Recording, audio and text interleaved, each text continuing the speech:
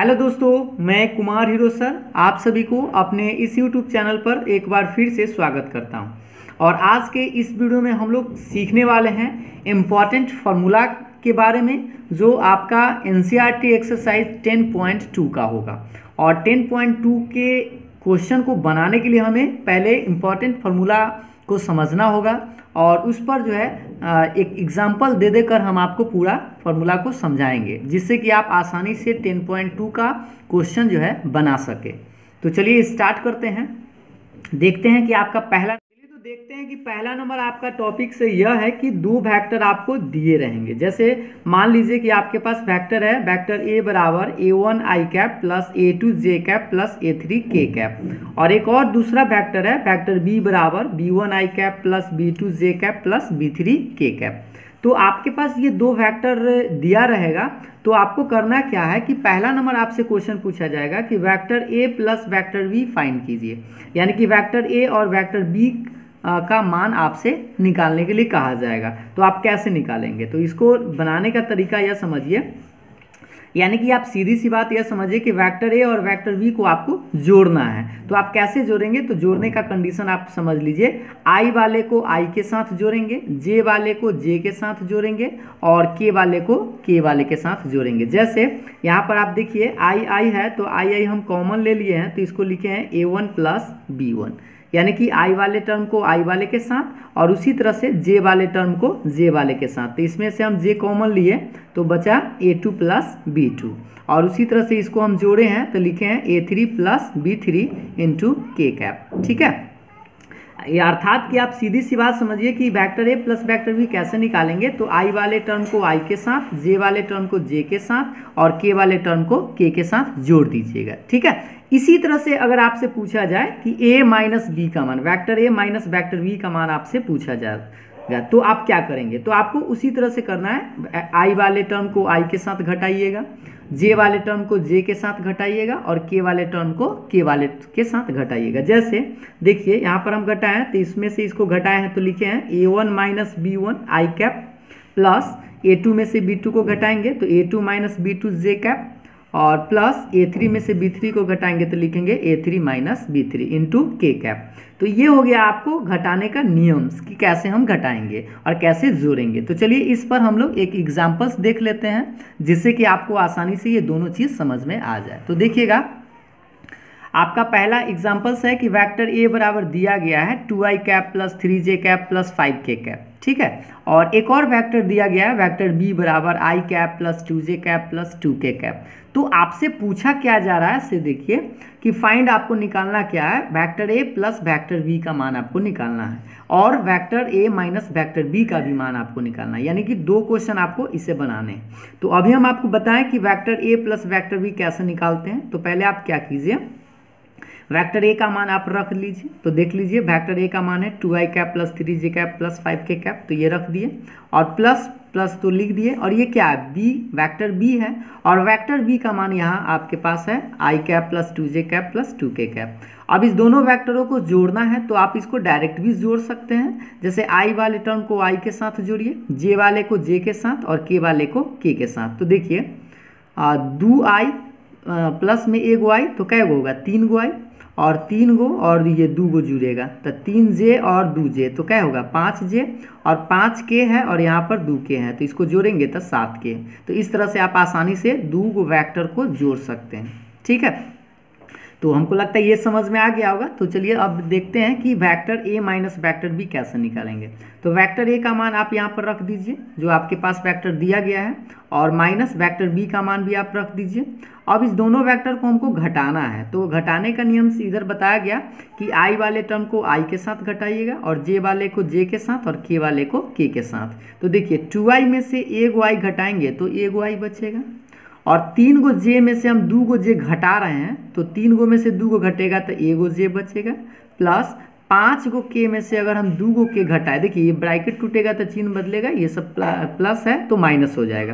तो 5 में से 2 को घटाएंगे तो 3 गो के आएगा। तो इस तरह से आपका आंसर हो गया, यानी ए प्लस बी निकालना सीख गए, ए माइनस बी निकालना सीख गए। अब हम लोग चलते हैं नेक्स्ट टॉपिक की ओर।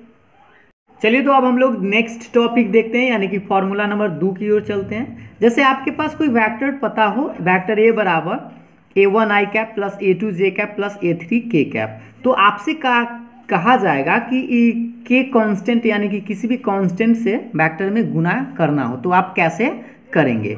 तो उसके लिए पहले आप देख लीजिए गौर से। मान लीजिए कि लैम्डा यहाँ पर कांस्टेंट है, तो हमको लैम्डा वेक्टर ए निकालना हो तो क्या करेंगे, इस सारे एलिमेंट में आई कैप प्लस जे कैप के कैप जो है उस सब में हम लोग लैम्डा से गुना कर देंगे। जैसे lambda a1 i cap plus lambda a2 j cap plus lambda a3 k cap हो जाएगा।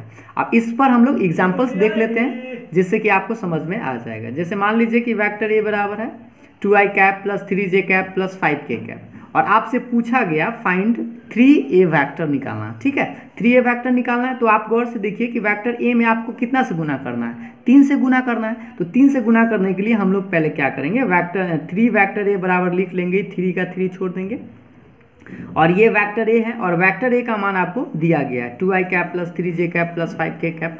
तो आपको करना क्या, इस 3 से सब एलिमेंट में गुना करना है। जैसे इस तरह से 3 दूना 6i कैप और 3 तिहाई 9j कैप, और 3 में 5 से गुना करेंगे तो 5 तिहाई 15k कैप, और ये हो गया आपका आंसर। तो सिंपल सा बात है ये कि आप किसी भी वेक्टर में कोई कांस्टेंट से गुना आसानी से कर सकते हैं। अब हम लोग नेक्स्ट टॉपिक की ओर बढ़ते हैं, यानी कि तीसरा नंबर फॉर्मूला है आपका इफ 2 वेक्टर्स, यानी कि 2 सदिश जो है आपको इस तरह से दिया रहेगा, गौर से देखिएगा। वेक्टर ए बराबर a1 i cap plus a2 j cap plus a3 k cap, और वेक्टर बी बराबर रहेगा b1 i cap plus b2 j cap plus b3 k cap are equal, यानी कि समान। कहने का मतलब यह कि 2 वेक्टर्स जो है, गौर से देखिएगा, 2 वेक्टर्स जो है vector A and vector B are equal. Equal कब होगा, मतलब 2 वेक्टर्स अगर इक्वल है तो हम क्या लिखेंगे, तो गौर से देखिए ये दोनों वेक्टर इक्वल तभी हो सकते हैं जब i वाला टर्म जो है i बराबर हो, और j वाला टर्म जो हो j के बराबर हो, और k वाला टर्म जो हो k के बराबर हो। जैसे यहाँ पर i वाला टर्म में a1 है और i वाला टर्म में b1 है, तो ये दोनों इक्वल कब होंगे, जब a1 किसके बराबर हो, b1 के बराबर। तो इसीलिए हम लिखे हैं a1 बराबर होना चाहिए b1 के।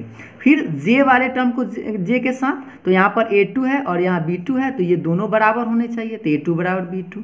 फिर एक और है a3 किसके बराबर होने चाहिए, b3 के, तो a3 बराबर b3। अगर ये a1 बराबर b1, a2 बराबर b2 और a3 बराबर b3 है, तभी हम कहेंगे कि 2 वेक्टर्स जो है वह दोनों इक्वल है।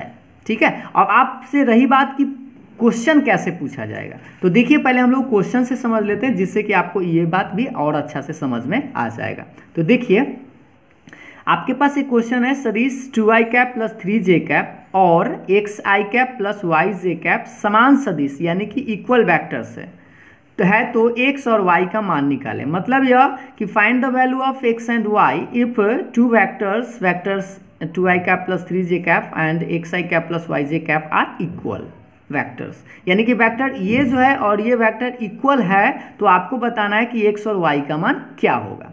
तो देखिए अभी हम आपको बताया कि प्रश्न से हम इसको लिख लेते हैं कि दोनों जो है वेक्टर इक्वल है, तो 2i cap plus 3j cap बराबर लिख लेते हैं xi cap plus yj cap, ये तो बराबर लिख लिए। अब आप सोचिए दोनों इक्वल कब कहेंगे जाएंगे, जब i वाला टर्म i के साथ बराबर हो और j वाला जो है j वाले टर्म के बराबर हो। तो देखिए i वाला टर्म में यहाँ 2 है और i वाले टर्म में यहाँ x है, तो 2 किसके बराबर होना चाहिए, x के बराबर होना चाहिए। तो इस तरह से हम x बराबर 2 लिख सकते हैं। उसी तरह से आप सोचिए कि y वाला टर्म y के बराबर, जैसे j वाला टर्म j के बराबर होना चाहिए, तो j वाले टर्म में इधर 3 है और j वाले टर्म में इधर y है, तो 3 किसके बराबर होगा, y के बराबर होगा, और इस तरह से हम y बराबर लिख सकते हैं 3। तो इस तरह से आप आसानी से x और y का मान निकाल सकते हैं। अब यहाँ पर 2 कोऑर्डिनेट में था, आप 3 में भी रहे k वाला रहता अगर, तो हम लोग एक और k वाला बराबर करते। ठीक है, तो इस तरह से आपको इक्वल वेक्टर्स अगर पूछा जाए तो आप आसानी से x और y का मान निकाल सकते हैं, जब इक्वल वेक्टर्स दिया रहेगा तब। हमको लगता है समझ में आ गया होगा। तो चलिए नेक्स्ट टॉपिक की ओर बढ़ते हैं। चलिए तो अब हम लोग इम्पॉर्टेंट टॉपिक नेक्स्ट की ओर बढ़ते हैं, और जो आपका 4 नंबर टॉपिक्स है ये सबसे ज़्यादा इम्पॉर्टेंट है, इसलिए क्योंकि इसमें जो है आपको 1 नंबर का सवाल भी पूछा जाता है इससे, और 2 नंबर का सवाल भी आपसे पूछा जाएगा। जैसे इसको समझते हैं अच्छा से। इफ मान लीजिए कि वेक्टर ए बराबर आपके पास हो xi cap plus yj cap plus zk cap, इस तरह का आपको एक वेक्टर पता हो, तो आपसे क्या पूछेगा, then unit vector along vector A, यानी कि आपको वेक्टर ए की दिशा में मात्रक सदिश निकालने की बात करेगा। तो आप याद रखिए, मात्रक सदिश अगर पूछता है यानी कि यूनिट वेक्टर आपसे पूछा जा रहा है, तो यूनिट वेक्टर का फॉर्मूला होगा ए कैप बराबर वेक्टर ए बटा मैग्नीट्यूड ऑफ वेक्टर ए, यानी कि मोड ऑफ वेक्टर ए। और मोड ऑफ ए वेक्टर का मतलब होता है कि परिमाण निकालना, यानी कि मैग्नीट्यूड निकालना। तो आपको करना क्या होगा कि कोई भी वेक्टर आपको दे दिया जाएगा और आपसे पूछा जाएगा कि यूनिट वेक्टर आप निकालिए। तो आपको उसके लिए पहले इस फॉर्मूला का यूज करना होगा। ए कैप यानी कि यूनिट वेक्टर को डिनोट करते हैं, और ए कैप बराबर होगा वेक्टर ए बटा मोड ऑफ वेक्टर ए। आप इसको याद कर लीजिएगा, ठीक है। और हमको लगता है ये सिंपल सा फॉर्मूला है कि जिस वेक्टर का अगर यूनिट वेक्टर निकालना हो तो उतना ही वेक्टर, और उसमें जो है आपको उसके मैग्नीट्यूड से आप भाग दे दीजिएगा तो यूनिट वेक्टर आसानी से निकल जाएगा। तो चलिए अब हम लोग इस पर एक एग्जाम्पल्स देखते हैं, जिससे कि आपको बहुत ही अच्छा से समझ में आ जाए। जैसे देख लीजिए, आपके पास एक एग्जाम्पल्स दिया गया है, सदिश 2i cap plus 3j cap plus 4k cap के अनुदिश मात्रक सदिश ज्ञात करें। तो मात्रक सदिश निकालना यानी कि यूनिट वेक्टर निकालना है आपको। इसको इंग्लिश में हम ऐसे लिख सकते हैं, find the unit vector along vector इतना, ठीक है। कि आपको यूनिट वेक्टर निकालना है, तो उसके लिए पहले हम क्या करेंगे, मान लेते हैं कि हमारे पास ये जो वेक्टर दिया गया है वह वेक्टर ए है। तो वेक्टर ए बराबर 2i cap plus 3j cap plus 4k cap. अब हमको इसका यूनिट वेक्टर निकालना है, तो इसके लिए हमको क्या करना होगा, इस फार्मूला का यूज करना होगा। तो इस फार्मूला को आप देख लीजिए, वेक्टर ए बटा मोड ऑफ वेक्टर है। तो इस फार्मूला में रखने के लिए हमको मोड निकालना होगा, तो पहले हम मोड निकाल लेते हैं। तो देखिए, मोड ऑफ वेक्टर ए का फॉर्मूला आपको बताया गया पिछले वीडियो में, root under X square plus Y square plus Z square. और एक्स का मान, वाई का मान, जेड का मान आपको यहाँ से रखना होगा। तो एक्स का मान यहाँ से आप निकाल सकते हैं 2 है, y का मान 3 है और z का मान 4 है। तो यहाँ से आप रख दीजिए x का मान 2, y का मान 3 और z का मान 4।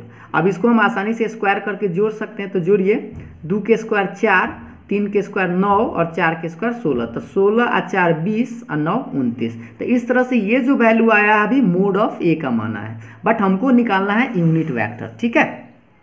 तो देखिए, unit vector along vector A यानी कि वेक्टर ए की दिशा में मात्रक सदिश, या इसको आप वेक्टर ए की अनुदिश मात्रक सदिश भी बोल सकते हैं, ठीक है। तो वेक्टर ए की दिशा में मात्रक सदिश का भी आपको फॉर्मूला बताया गया। यहाँ पर आप देख सकते हैं, वेक्टर ए कैप बराबर वेक्टर ए बटा मोड ऑफ वेक्टर ए, यानी कि मैग्नीट्यूड ऑफ वेक्टर ए। तो देखिए, ये इस वेक्टर का आपको मान रखना है। तो यहाँ पर आपको पता है कि वेक्टर ए का मान दिया गया था, मान लिए थे हम 2i cap plus 3j cap plus 4k cap. तो इस वेक्टर का मान यहाँ पर रख दिए, 2i cap plus 3j cap plus 4k cap. और ये क्या है, मोड ऑफ वेक्टर ए। तो मोड ऑफ वेक्टर ए का मान अभी हम लोग निकाल के लाए थे, यहाँ पर देख लीजिए, रूट 29। तो इसके जगह पर हम लोग मोड ऑफ वेक्टर ए के जगह पर क्या लिखे, रूट 29। तो अब आप इसको चाहे तो यहीं पर भी छोड़ सकते थे, आंसर हो जाएगा। लेकिन आप अगर चाहें तो आप एक लाइन बढ़ा सकते हैं, इसमें अलग अलग डिवाइड कर दीजिएगा सब में।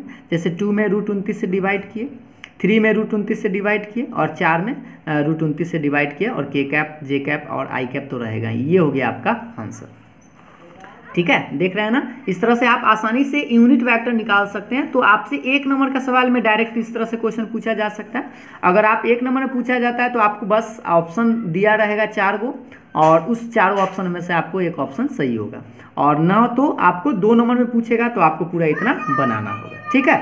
तो चलिए, अब यूनिट वेक्टर पर ही आपसे एक और टाइप का क्वेश्चन पूछता है, उस क्वेश्चन को भी हम लोग समझ लेते हैं, जिससे कि आप आसानी से बना सके और एक्सरसाइज भी कंप्लीट कर सके। देखिए, दूसरा नंबर इसी टाइप का क्वेश्चन आपसे पूछा जाता है, वेक्टर ए बराबर आई कैप प्लस जे कैप प्लस के कैप एवं वेक्टर बी बराबर 2i कैप प्लस जे कैप प्लस 3k कैप है। तो आपसे पूछा क्या जाएगा उसको देखिएगा गौर से, vector A plus vector B के अनुदिश मात्रक सदिश निकाले।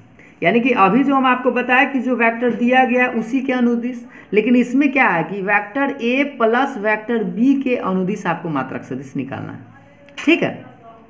तो पहले हम क्या करेंगे, हमारे पास मान लेंगे कि जो हमारे पास पहला वेक्टर ए बराबर लिखा गया है और वेक्टर बी बराबर दिया गया है, तो हमको किसका यूनिट वेक्टर निकालना है, ए प्लस बी का। तो पहले हम इसलिए ए प्लस बी निकाल लेते हैं। तो vector A plus vector B, अभी आपको वेक्टर ए और वेक्टर बी को जोड़ना सिखाया गया है।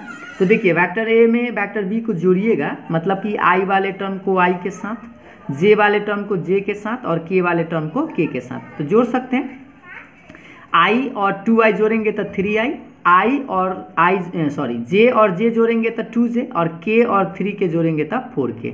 और ये हो गया आपका a प्लस बी का मान, यानी vector a plus vector b का मान। और इसको हम लोग मान लेते हैं एक वेक्टर c है, ठीक है। और इसका अब हम लोग यूनिट वेक्टर निकालेंगे, क्योंकि हमसे तो वो पूछ रहा था vector a plus vector b का यूनिट वेक्टर, तो इसलिए हम इस वेक्टर को a प्लस b जो आया उसको हम लोग c मान लेते हैं, ठीक है। और इसका यूनिट वेक्टर निकाल देंगे इसी तरह से।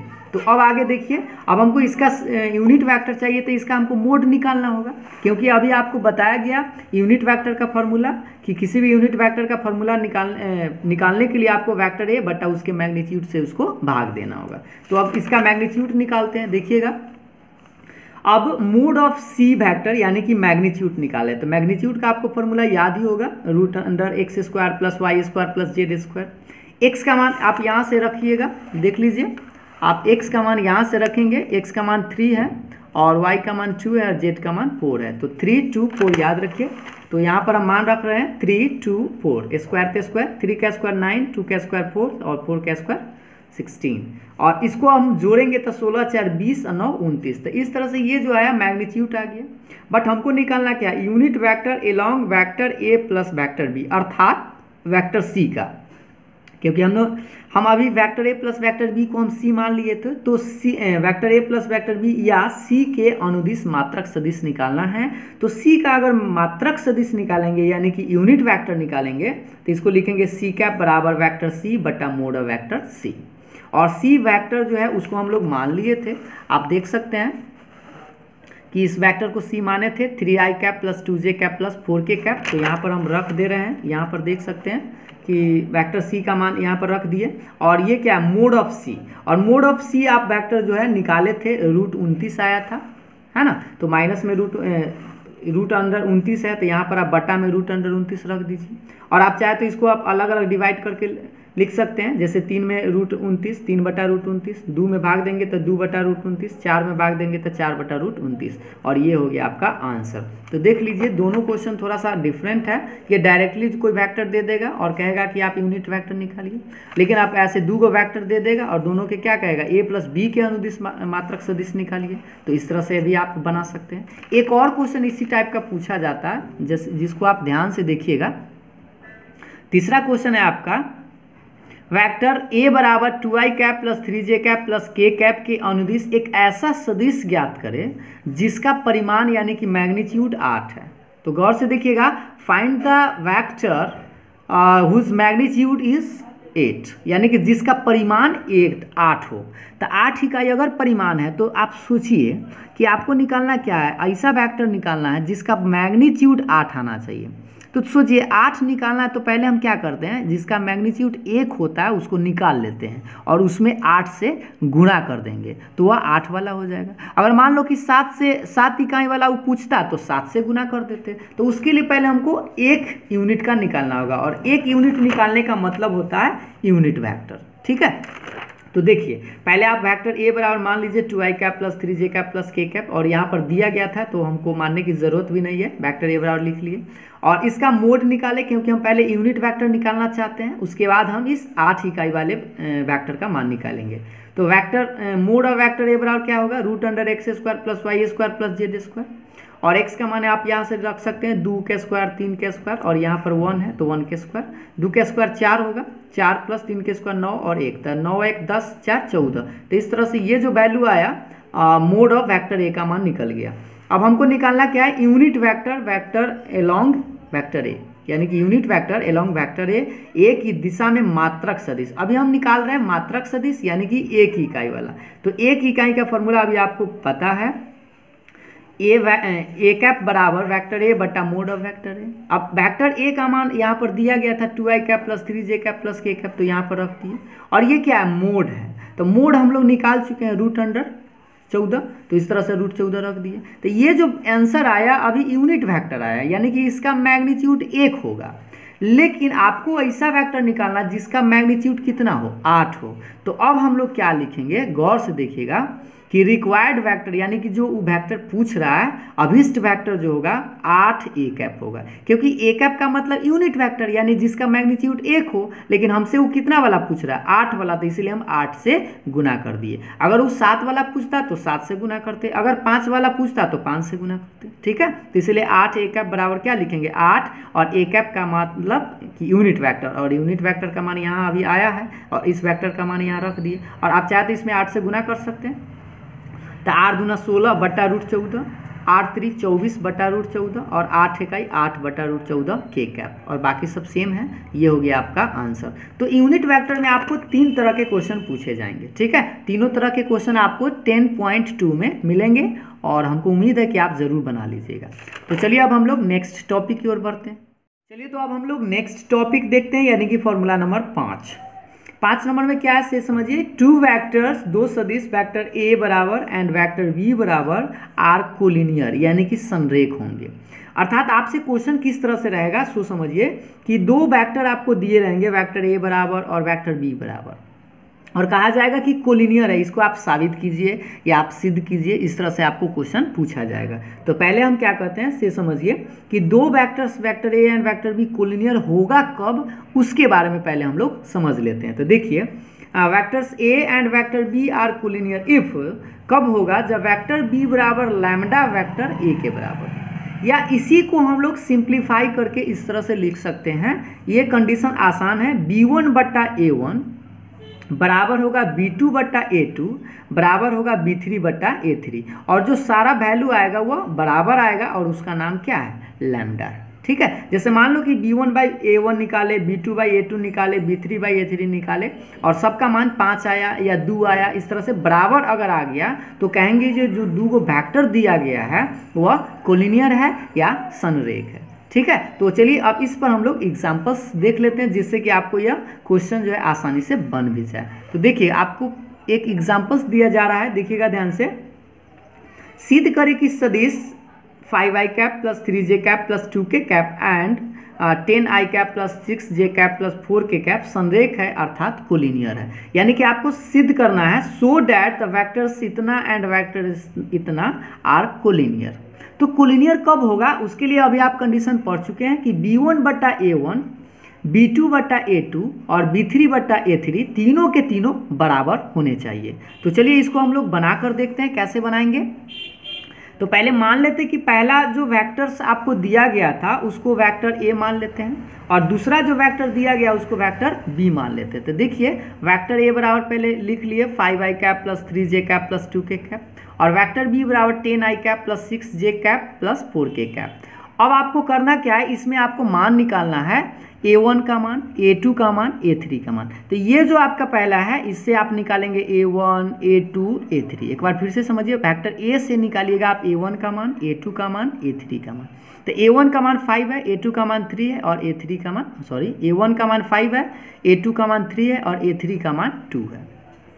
उसके बाद हम निकालेंगे वेक्टर b से b1 का मान, b2 का मान और b3 का मान। तो b1 का मान 10 है, b2 का मान 6 है और b3 का मान 4 है। अब हम लोगों को सिद्ध क्या करना है कि यह दोनों वेक्टर्स जो दिया गया है वह संरेख है। तो संरेख कब होगा, जब ये तीनों कंडीशन बराबर करेगा, है ना। तो पहले हम निकालेंगे b1 बाई a1, तो लिखते हैं, देखिएगा ध्यान से b1 बाई a1। तो देखिए b1 बाई a1 निकालिएगा तब b1 का मान रखिए, तो b1 का मान देखिए कितना है 10 है, और a1 का मान यहाँ देख सकते हैं 5 है। तो इसको आप काटिएगा तो कितना बार में कटेगा, 2 बार में। और फिर निकालते हैं b2 बाई a2, देख लीजिए यहाँ पर b2 बाई a2। तो b2 का मान आपके पास है 6 और a2 का मान है 3, तो इसको भी काटेंगे तो 2 बार में कटेगा। और देखिए अब निकालना है b3 बाई a3। तो b3 का मान आप देख लीजिए 4 है और a3 का मान 2 है, तो 4 बटा 2 को भी काटेंगे तो 2 आएगा। तो इस तरह से आप देख पा रहे होंगे कि b1 बट्टा a1 और b2 बट्टा a2 और b3 बट्टा a3 तीनों का वैल्यू कितना आया, 2 2 2, यानी तीनों बराबर है। अगर तीनों बराबर है तब हम कह सकते हैं कि vector a and vector b जो है वह संरेख है, अर्थात vector a and vector b are collinear. ये हो गया आपका आंसर, और इस तरह से आप आसानी से सिद्ध कर सकते हैं जब आपको 2 वेक्टर्स दिया रहेगा और कहा जाएगा कि यह सिद्ध करे कि यह दोनों वेक्टर्स जो है कोलिनियर है। ठीक है। तो हमको लगता है कि आप लोगों को समझ में आया होगा। इस टाइप के सारे क्वेश्चनों को आप जो 10.2 में देखिएगा, आपसे ऐसा क्वेश्चन मिलेगा और उस क्वेश्चन को आप ज़रूर बनाइएगा।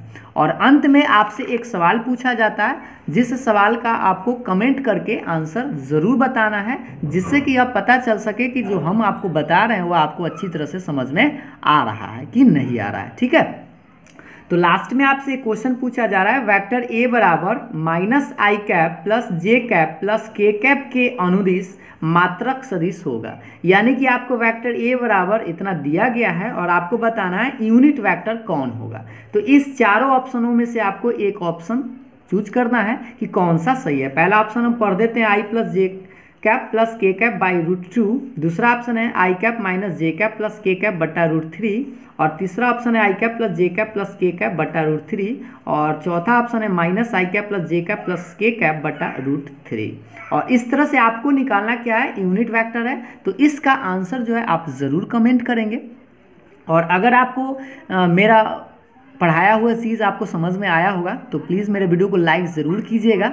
और मेरे अगर चैनल को सब्सक्राइब नहीं किए हैं तो मेरे चैनल को सब्सक्राइब कर बेल आइकन को भी प्रेस कर लीजिएगा, जिससे कि आपको इसी तरह का नया वीडियो आसानी से मिलते रहे। तो आज का अंक यहीं तक, फिर मिलेंगे हम लोग नेक्स्ट वीडियो में आपको इससे नेक्स्ट टॉपिक के साथ। तब तक के लिए बाय बाय।